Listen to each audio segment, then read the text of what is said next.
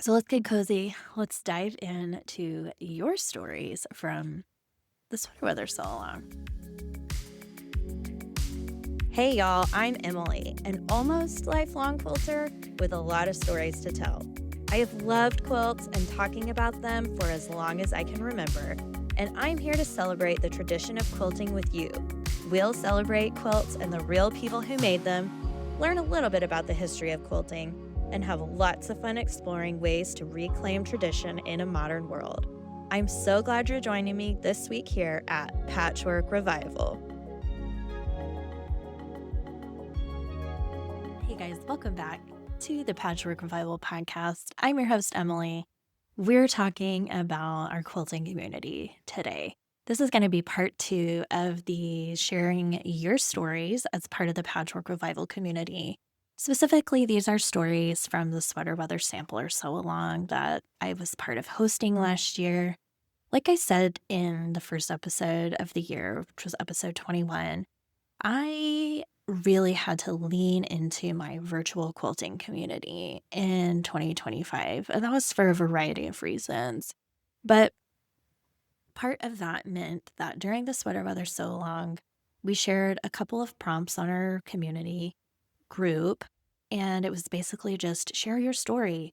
What got you into quilting? Why do you still quilt? Do you have stories about your quilts? What kind of a machine do you use? And we had some really fun stories. I had so much fun reading them, getting to know people. And so I felt like it would be a really cool thing to share with all of the Patchwork Revival listeners. Even if you're not aware of what sweater weather is, if you didn't participate, if you never want to, that's totally fine. But I just wanted to share these stories because this is my community. This was how I found connections through quilting last year, one of the many ways.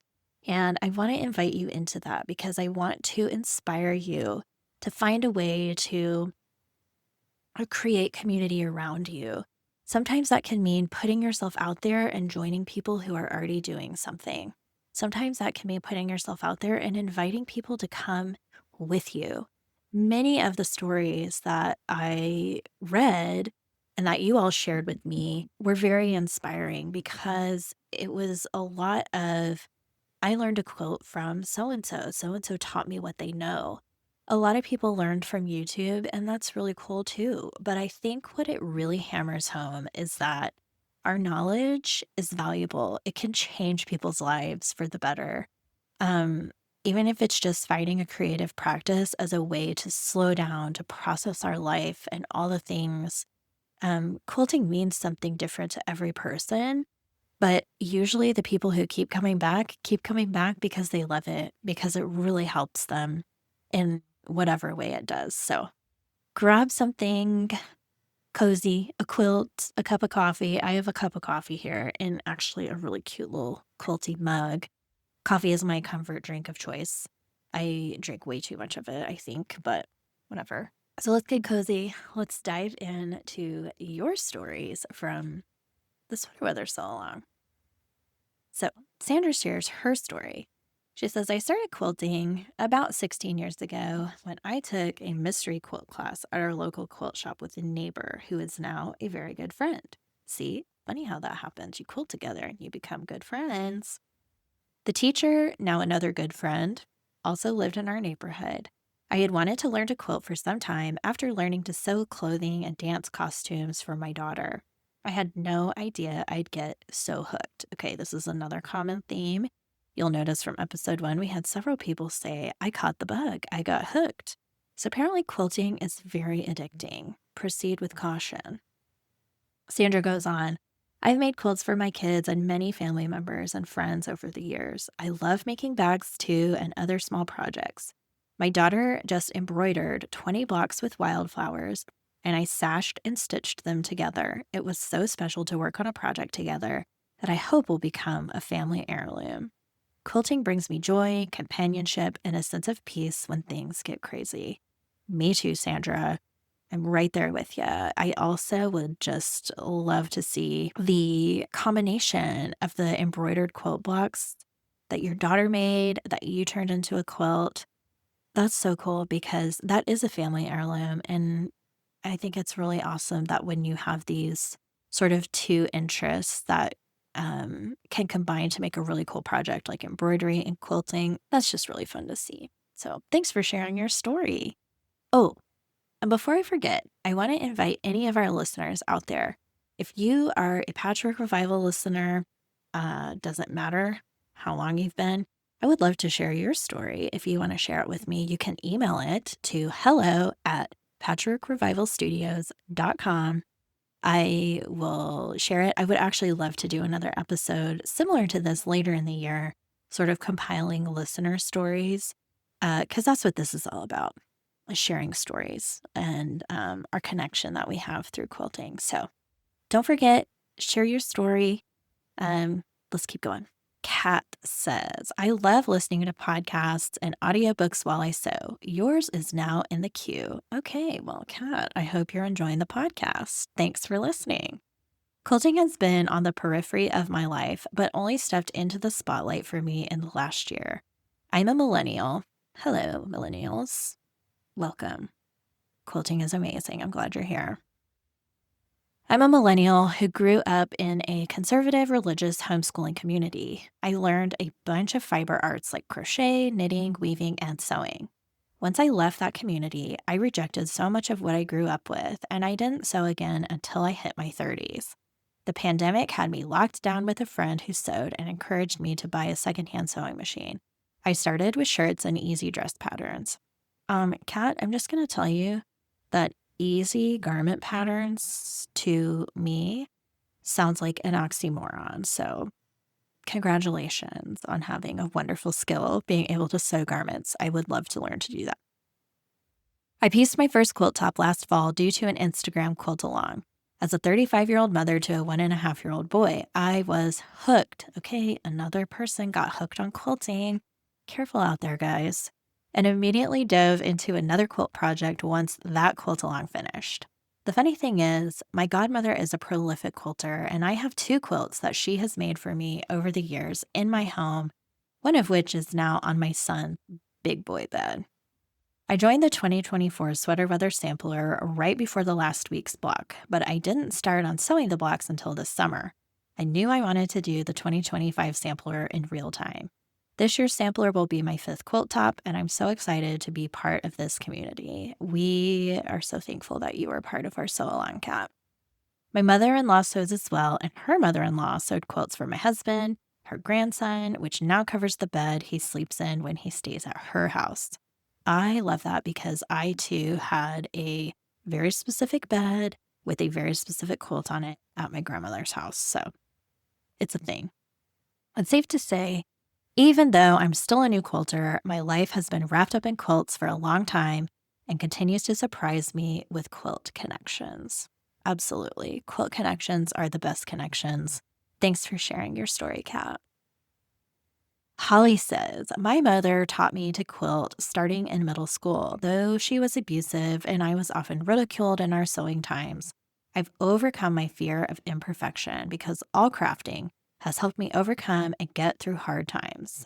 Absolutely. I think a lot of us can at least relate to that part of your story, Holly, where we can release our fear of imperfection and sort of work on processing hard times, hard things. Making lovely objects during times of stress has increased my daily joy and helped me see through to know good times are coming as well. Now, with my kids getting older and seeing how much the world could use love, I want to spread beauty and soft quilt hugs. I love this community. It's such a fun way to bring people together and share the joy. Holly, thank you so much for such an encouraging comment and story. Thanks for being part of our quilting community. I hope that you are continuing to enjoy the process of making quilts. Ooh, this is one of my favorites. This is a story from Kendall. I remember Kendall sewed along with us last year and, 2 years ago now, my gosh, time, in 2024. And now she's here in 2025. And she says, I tried teaching myself to quilt when I was about 12 or 13. I used to go to the library and get books about knitting, sewing, beadwork, recipes, anything crafty I could get my hands on. I figured out knitting by myself pretty easily and thought quilting would be easy to pick up. I didn't have many tools at all and missed a lot of important early steps that made the piecing process really frustrating. Ooh, I think a lot of us can relate to that, Kendall. I joined an around the world quilting bee and got some good practice then, but I would be embarrassed to see my blocks now. Those ladies in the quilting bee were so patient and encouraging, but I cringe to think of what my blocks looked like in their quilt tops with their far more professional blocks. I eventually got discouraged and set it aside as school and work took over. Shortly after the birth of my second son in 2021, two ladies at my church invited all the younger moms to come to their quilting shop and learn the basics with their guidance. They were three next door neighbors to each other that sew in a finished garage. It's a dream. Okay, that actually is literally one of my dreams, Kendall. So thanks for just keeping that in my mind. Cabinetry stuffed full of fabrics, a massive cutting table with rulers of every size, a long arm quilting machine, a fancy embroidery machine, sewing tables, ironing tables, and three women with decades of experience willing to share everything in their different areas of expertise and passion. The quilting world opened up to me, fully decided by their willingness to share and teach. Y'all, write that down, take a note. That is literally why I started the podcast, because I am so done with gatekeeping or keeping information and things to myself. Hard work deserves pay, but skills that can change people's life and the way that these women shared it with Kendall is so special. And I think is such a fabulous example of how we can just open up doors for so many people doing the things we love. Kendall goes on to say, the frustrations I had disappeared as they explained how to correctly cut fabric, how to pin and iron, how to nest seams, and more foundational learning that I was floundering without. I would not have this creative outlet in my life if not for their invitation and investment. Thank you, Miss Connie, Miss Cindy, and Miss Betty. Your friendship has changed my life. That is so sweet. And Kendall, I really hope that you get to continue to quilt with all of your friends, Connie, Cindy, and Miss Betty, because it sounds like they're a really special part of your life and your quilting journey. Kendall says, I mostly sew at home now, fitting it in where I can with the baby's naps and house chores. It's done in snippets throughout my day, and even if it's just 1 minute, it's a minute to pause and recharge a little bit. Every day I do chores that are usually just immediately undone and need doing again tomorrow. Sometimes seams need to be ripped, but for the most part, quilting is steady progress, even if it is slow. Absolutely. Thank you so much for sharing all of that, Kendall. That is such a just rich story and example of how we can invest in others and how that investment can just take on a life of its own. Thanks for being part of our sewing community and for sharing your story, Kendall. All right. Kathy. Kathy is a woman of few words, but probably many actions, short and sweet. She shares, I sew in a Bernina and most of the time do edge-to-edge embroidery for my quilting. That is so cool. I have actually heard of people doing this. I probably have seen a quilt that was finished with edge-to-edge embroidery, but I haven't known it. So I would love to hear about that. I would love to see some of that. I'm going to look that up, actually. Kathy, if you feel like sending me a picture of some of your finished quilts with edge-to-edge embroidery, send me a photo at hello@patchworkrevivalstudios.com because I would love to see that. That is a really cool idea. Christy says, my mom and I took a quilting class back when my daughter was 2 in 1991 at our local Ben Franklin store. We learned how to make templates out of cardstock, hand piece, and hand quilt. My mom kept at it, but I gave up. Fast forward to 2009, we went to a quilt show and I bought a kit and used my $49 brother machine from Walmart to learn to quilt. I've since upgraded to a baby lock soprano. And then Christy shares a recent creation, and it's a beautiful quilt. Amazing. Thanks for sharing, Christy. Shannon says, my mom and grandma quilted when I was growing up. I made one quilt as a child, a 4-patch out of wonky squares.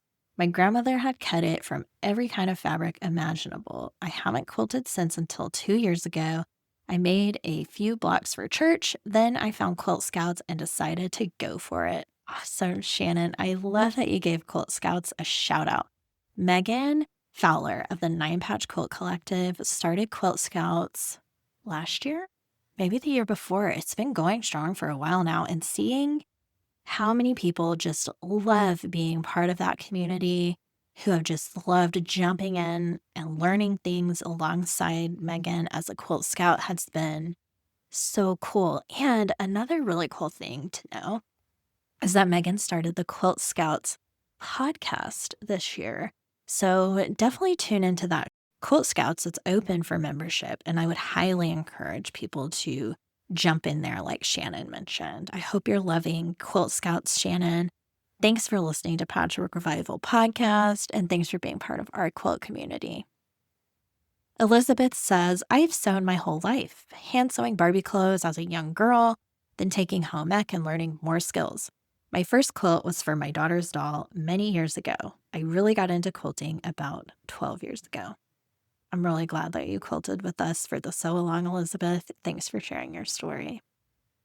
Kathleen shares, my mother desired to make quilts for each of her grandchildren. When she moved in with me after surviving cancer, we were going to get started on wedding quilts. However, through a series of unfortunate events, she developed lymphedema, so it was put aside for another battle. Wow, it's a lot to go through. When the first grandchild was getting married after my mother's passing, my twin sister called me and asked if we were going to make a quilt, to which I said I had not planned to do since I didn't even have a sewing machine. I had sent her mine when Mom's machine died. She said she had seen this thing called a jelly roll race and was going to make it. A few months later, she said it was done, but it was 50 by 120, and she did not know what to do. Could she send it up? So my hubby bought me a machine, and I started taking classes at a local quilt shop. I finished the quilt in time for the wedding. 2 thoughts while falling in love with quilting. Number 1, how did my mother ever make all our clothes and work full-time, and why was I ungrateful when I would find a pin left? Kathleen, we grow older and we grow a little bit wiser, don't we? I know my mother is looking down from heaven, smiling that all her girls sew now. I totally agree with that visual, Kathleen. I just love imagining people getting to see how their knowledge got passed on and how it got used by the people they shared it with. Thanks for sharing your story. That's a lot to go through, but I'm glad there are some happy memories from that time. Kathy says, my mom's influence on my love for sewing and quilting can't be overstated. She taught me to sew at 7 and quilting at 21 in 1983, before rotary cutters and rulers were invented. I've been making quilts ever since. My first quilt that holds a special place in my heart is a hand-pieced, hand-quilted quilt I've been working on for years, 41 to be exact. It's my oldest UFO. It's made with the beautiful, popular colors of the 80s, mauve, pink, and maroon. And then Kathy put a little giggling emoji in. And actually, I have to say, these days people are becoming very into nostalgia and these like maximalist kind of color palettes and things. So I don't know, maybe the pendulum is swinging back to mauve and maroon. We'll see. I have made hundreds of quilts since I started. I love to challenge myself with a new project, a new technique, using colors that are out of my wheelhouse. I have a best friend that owns a long arm, and she is patiently teaching me how to use it so I can make my own quilts. There are probably 40 that need to be quilted. I'm excited to make the sweater weather sampler and learn some new techniques and make new friends. That is such a great story, Kathy. Thank you for sharing. You sound like an adventurous quilter that might also enjoy Quilt Scouts. Thank you for sewing with us during sweater weather, and thank you for being part of our community. Christy shares with us, I learned to hand quilt at church when I first started quilting. I have quilted on my personal sewing machine, but now I take it to a long arm quilter. I have made t-shirt quilts when my kids were in high school. I love quilting. I love quilting too. I have made quilts for close family friends fighting cancer. These are special memories for me. I love that, Christy. I have made some quilts during times that I knew were difficult for people or to sort of commemorate those times. I'm thinking specifically of a time that I made a quilt for my um, friend's daughter, and it was made to commemorate and so sort of honor her dad's service to our country. He was deployed for about 9 months during her first year of life. And I cannot imagine having to go through that as a new daddy. And I know that his daughter probably won't remember that, but she deserves to know that her father did that for her. And I just couldn't find the words to say thank you, even though they're some of our best friends. So I made her a quilt. And let me tell you, I got a text message the other day that that quilt is still on her bed. And it is very important to her that it is on the top of her bed because you just have to see the whole thing. She loves it that much and oh, warms my heart.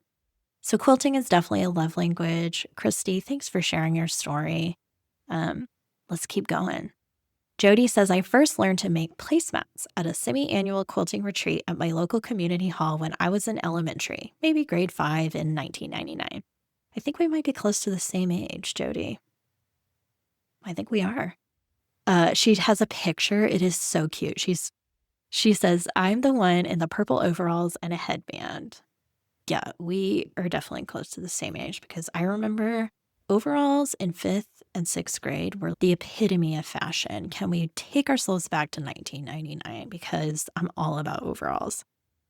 Fast forward to 2015, I moved back to my hometown and started quilting at that same quilting retreat at the same hall.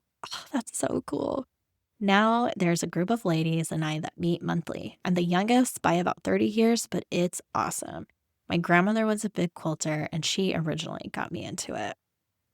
Okay, Jody, I think we basically have lived parallel lives. I love that you shared your very first quilting project. I love that you have photographic evidence of it. It is so cool. Um, I hope you're still enjoying quilting and getting to meet with your group of ladies in your hometown. That's so cool. Jewel says, I made my first quilt in 2011 when I took a class at a local technical college. I had always wanted to learn. My granny, my dad's mom, was a quilter. Unfortunately, I was never able to learn from her because she lived in Tennessee and I lived in Wisconsin, and then she passed. Since then, I have been mostly learning from YouTube. I took a long hiatus from quilting while I went to NP school and picked it back up in 2021 to decrease stress from work.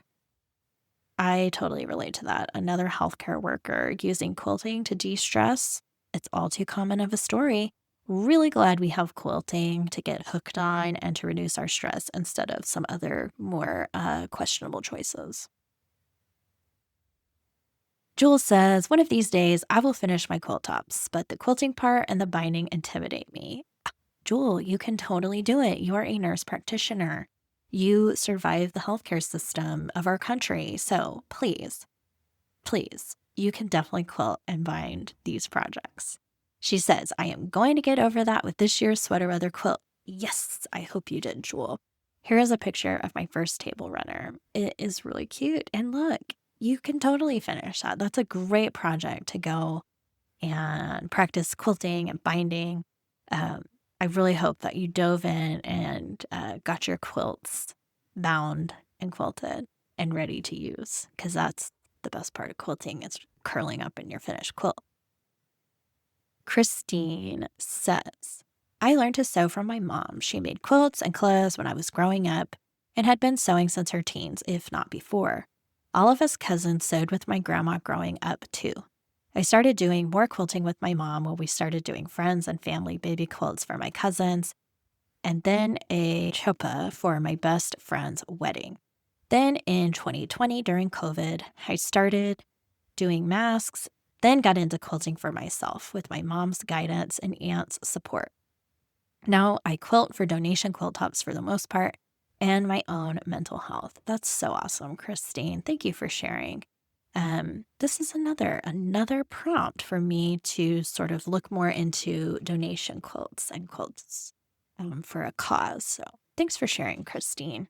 So Brianne shares, I started quilting after reading The Christmas Quilt by Jennifer Chiaverini in December of 2023, all because I loved the memories evoked from the main character of that book and her family's history with quilting. The Elm Creek quilting books by Jennifer Chiaverini are so good. It's a series, and I'm not sure. Maybe she has some kind of outstanding books that are outside of the series, but I have read those books. I read all of them that I could get my hands on several years ago, probably like 6 to 10 years ago. Time kind of blurs together, but I'm sure there have been more published since then. I highly recommend those books. And actually, I'm really glad you mentioned those, Brianne, because I probably need to jump into some of those. So, Brianne goes on to tell us, I honestly despised sewing when I was younger, and I would always ask my mom to finish up any sewing projects I couldn't or didn't want to do. But after reading that book, I decided I was going to make 2 Christmas quilts for nieces and a nephew, and told myself I wanted to make sure I did the majority of the sewing. I ended up doing it all. After that, I was hooked. Hooked again, guys. Quilting is a type of therapy for me and a way I get to wrap others in my love. Brianne, that's such a beautiful way to describe quilting and why you love to quilt. Thank you for being part of our sewing community, and thanks for sharing your story with us. All right. Bohana shares, Bohana, I am so sorry. I hope I said that right. If not, I just apologize from the depths of my heart. But Bohana shares, I think I made my first quilt in 2008, learning from Nancy Zeman and her PBS show. Man, I loved sewing with Nancy. I have not seen that show in many, many years, but I kind of wish that I kind of want to go watch it now. I'm sure it's archived, even though I know Nancy passed, and that just makes me so sad. But okay, so while my daughters were tiny, I made many placemats, table runners, and other smaller projects, even ventured into sewing simple dresses for them. During COVID, I started spending more time crafting, and my daughters were old enough to learn to crochet and knit, so I was super happy that I got to share that love with them and teach them. Now they are both avid crocheters at 14 and 16 years old and have by far surpassed my abilities for sure. In the meantime, I became obsessed with quilting. I think that's pretty accurate to say. Just this past Sunday, I upgraded my sewing machine from a Singer Quantum 9960 to a Baby Lock Ballad, and I'm so excited for tomorrow. I used to quilt all my quilts on a straight stitch Singer S16, which is a great machine, but I'm looking forward to doing it on the Baby Lock now. My most recent favorite quilt is the Jelly Roll Hearts I made for my mom, and she shares a picture of it. It is so pretty. Thanks for letting us share our stories. I love this group, and I hope you keep the sampler going forever. My gosh, I love this group too, and I hope we keep the sampler going forever. Thank you, Bohana, for sharing your story. Okay, last one for today is from Renee. Renee says, I love reading everyone's stories and journey through quilting. Like many of you, I come from a long line of sewists and quilters. I learned to sew when I was young, and my mom gave me quilting tips when I made my first quilt in 1996 for my then boyfriend and now husband. Why I ever decided he would be the lucky recipient of my first quilt as a boyfriend, I still don't know, but he's a keeper. Yes, I am so glad that he stuck around because he sounds as though he was quilt worthy for sure, Renee. I have a Viking lily that's around 25 years old. However, I almost exclusively sew on my mom's Bernina 1020 from the 80s. The older machines are just so much better. I know that a lot of people have that opinion, and I have heard it's because a lot of the parts were made with metal instead of plastic, and then they also don't have the computerization kind of layer of complication. So that is a common opinion, Renee. Thanks for sharing that. Renee says, I also have a vintage Viking that I plan to rehab one of these years. And I recently came across a 50s featherweight at our local Habitat for Humanity. What a cool find. I still like my Lily best for piecing though, because I know exactly where that 1/4 inch is. I quilt on my domestic and send out the big ones that are too bulky to manhandle through the impossibly small throat space on these domestics. Seriously, who designed these machines? Good question. I wondered the same thing. So I have been quilting on and off for 30 years. I took a hiatus when the kids were young and didn't have time. I did do some teaching and design work back in the early 2000s when we lived in Texas. I think this is why I so often rewrite patterns to my preference. What got me back into quilting in 2019 was my niece asking if I would teach her so she could make her wedding quilt. Now my husband jokingly wishes I had never gotten back into it because his idea for the man cave in the basement became my sewing studio again. Sadly, my mom has Alzheimer's and can no longer quilt, but she loves seeing my projects and even more loves that her 21-year-old granddaughter is also using her old Bernina. The Z generation loves their, quote, granny crafts. Yes, they do. And I'm going to tell you, the millennials do too, folks. This is my quilt from last year. It's currently being quilted, and Renee shares a picture of her beautiful 2024 sweater weather sampler quilt top. Thanks for sharing, Renee. I'm so sorry to hear about your mom, but it makes me really happy to know that you guys can still connect on that level where you can share her quilting projects and share her love of sewing with you and her granddaughter. That's it, guys. I've shared all of the stories from the 2025 sweater weather sampler. And again, I just want you guys to know that I shared them to hopefully give you a little bit of inspiration, a little bit of motivation to get out there, to find your quilting community, to find your people, to create a community. Because something simple like quilting can just really open up doors and really open up space for people to express themselves, to get through stressful times, and just to have fun, because that's important. Remember that if you want to share your story with me, you can send it in to the email hello@patchworkrevivalstudios.com.